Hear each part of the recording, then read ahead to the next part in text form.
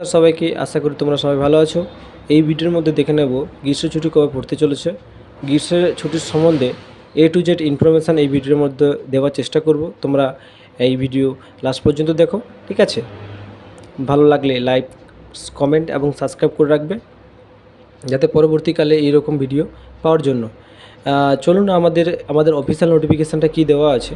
প্রথমে যেটা West Bengal school summer vacation 2024, হ্যাঁ, Lok Sabha election duration and last date notification, যে লোকসভা নির্বাচনকে যে লাস্ট নোটিফিকেশানটা প্রকাশ করেছেন।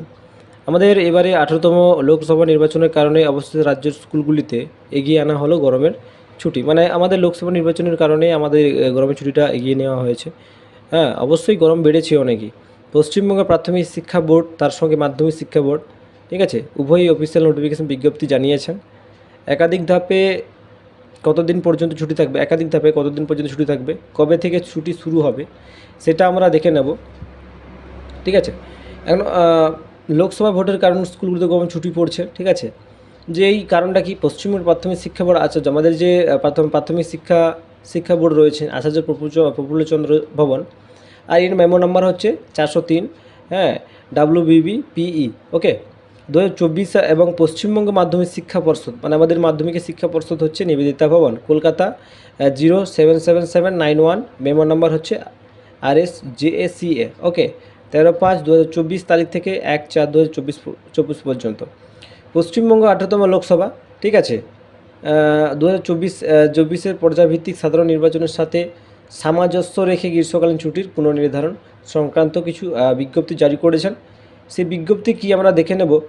সরকারি ও সরকারি সাহায্যপ্রাপ্ত, মানে যে সমস্ত স্কুলগুলো রয়েছে, যেমন WBBP, এই সমস্ত সংস্থা, WBBME, WBBSE, এসব তত্ত্বাবধান বা নিয়ন্ত্রণাধীন, মানে এই যে এইগুলো রয়েছে সরকার দপ্তরগুলো রয়েছে, এর অধীনে স্পন বা জুনিয়র বেসিক প্রাইমারি স্কুলগুলিতে নিম্নলিখিত সময়সূচির পরিপ্রেক্ষিতে বন্ধ থাকবে। মানে নিম্নলিখিত এই যে এদের অধীনে যে সমস্ত স্কুলগুলো রয়েছে তাদের এদের যে নিয়ম অনুসারে তাদের বন্ধ থাকবে।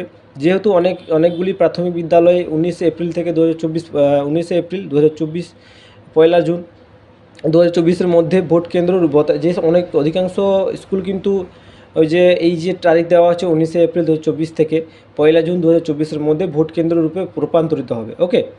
যে 18তম লোকসভা সাধারণ নির্বাচন 2024, 7টি বিচ্ছিন্ন পর্যায়ে দেওয়া আছে। 1 নম্বর কী রয়েছে, 16 এপ্রিল 2024 মঙ্গলবার থেকে, মানে 16 এপ্রিল 2024 মঙ্গলবার থেকে 20 এপ্রিল 2024 শনিবার, শুধুমাত্র কোচবিহার, কোন জেলাতে হচ্ছে, শুধুমাত্র কোচবিহার, আলিপুরদুয়ার এবং জলপাইগুড়ি জেলাতে, ঠিক আছে। এরপরে আমরা আসছি যে 19 এপ্রিল থেকে 2024 অনুষ্ঠিতব্য ফেজ 1 নির্বাচনের জন্য যাচ্ছে, মানে এরা তব্য ফেজ 1 নির্বাচনের ফেজ 1-এর জন্য যাচ্ছে। এখন আমরা 2 নম্বরে কী আছে দেখে নিই, যে 24 এপ্রিল 2024 বুধবার থেকে, ঠিক আছে, 27 এপ্রিল 2024 শনিবার, শুধুমাত্র কোন জেলাতে হচ্ছে, দার্জিলিংয়ে হচ্ছে, কালিম্পংয়ে হচ্ছে, এবার উত্তর দিনাজপুর, দক্ষিণ দিনাজপুর জেলায়, এবং 26 এপ্রিল থেকে 2024 অনুষ্ঠিত ফেজ 2 নির্বাচনে যাচ্ছে ফেজ 2-তে, ওকে। এরপরে দেখে নেব, এখানে দেওয়া আছে যে নতুন সংশোধিত গ্রীষ্মকাল ছুটি, মানে গ্রীষ্মকালীন ছুটি কী সংশোধন হয়েছে আমরা দেখে নিই। এখানে দেওয়া আছে যে গ্রীষ্মকালের ছুটির সংশোধন হয়েছে। আমাদের গ্রীষ্ম ছুটি 6 মে 2024, মানে সোমবার পড়ছে, ঠিক আছে। 6 মে থেকে ছুটি পড়ে যাচ্ছে, সেটা কতদিন পর্যন্ত চলবে, 2রা জুন পর্যন্ত ছুটি চলবে, ঠিক আছে। ছুটির দিন এবং ছুটির দিন বাদে, রবিবার বাদে মোট 22 দিন ছুটি পাচ্ছেন আপনারা সবাই, হ্যাঁ।